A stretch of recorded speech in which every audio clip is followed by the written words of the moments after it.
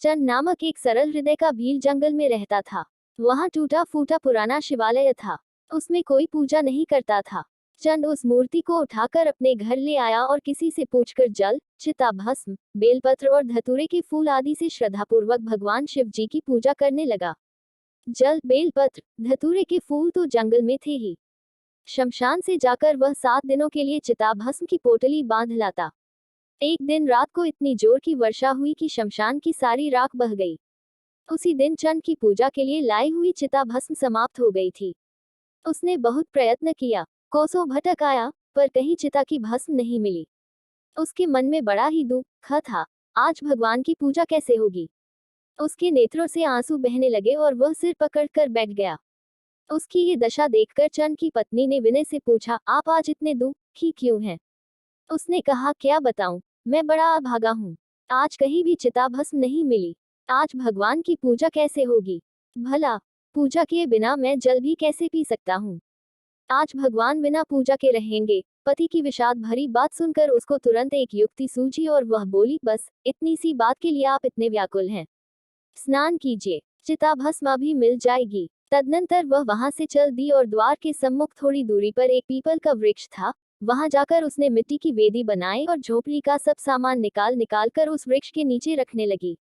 पत्नी की इस चेष्टा को देखकर चंद ने पूछा, तुम ये सब क्या कर रही हो?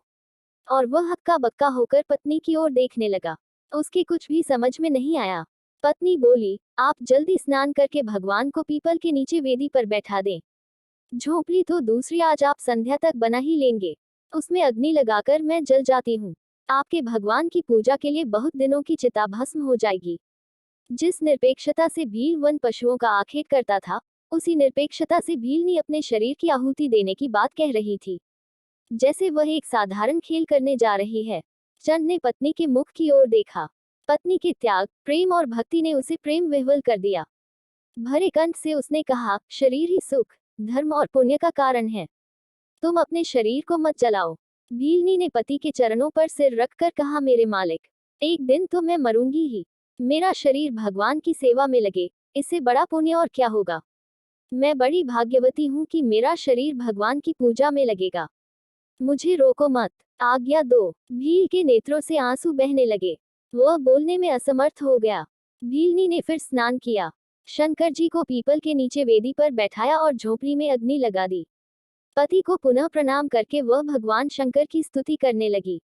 श्रद्धा, पातिव्रत्य एवं त्याग ने उसके हृदय को शुद्ध बना दिया। उसके सारे आवरण ध्वस्त हो गए। विशुद्ध ज्ञान तो अंतःकरण में ही है।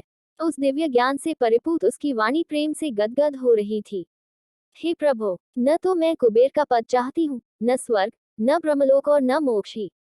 मेरे चाहे जितने जन्म हो, मैं सदा आपके चरण कमलों की रज की भ्रमरी रहूं। आपके चरणों में मेरा नित्य अनुराग बना रहे। सर्वोच्च वर्ण में जन्म लेने, संपूर्ण शास्त्र विचार में समर्थ होने, विद्या पढ़ने आदि से क्या लाभ? जिसका चित आप परमेश्वर की भक्ति में लगा है, उससे अधिक त्रिभुवन में और कौन धन्य है? प्रार्थना करते हुए उसने प्रज्वलित अग्नि में प्रवेश किया। शरीर भस्म हो गया। चंद ने स्नान किया, पुष्प एकत्र किए, जल डालकर थोड़ी चिता भस्म शीतल करके उससे पूजा की। आज उसके हृदय में अपूर्व भाव था।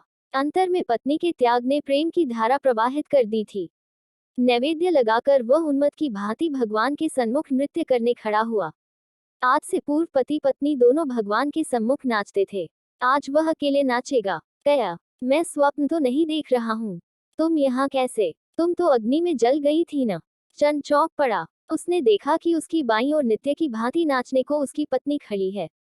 सपना काहे का? आपके सामने आपकी दासी में ही तो खड़ी हूँ।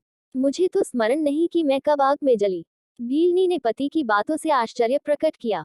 भील दंपति अभी आश्चर्य से छुटकारा नहीं पा सके थे कि एक दिव्य विमान आकाश से उतरा और भगवान शंकर के एक पार्षद ने दोनों से प्रार्थना कि आप लोग कैलाश पधारें। भगवान गंगाधर आपका स्मरण कर रहे हैं। और आदरपूर्वक दोनों को विमान में बैठाकर शिव पार्षद उन्हें शिवलोक ले गए।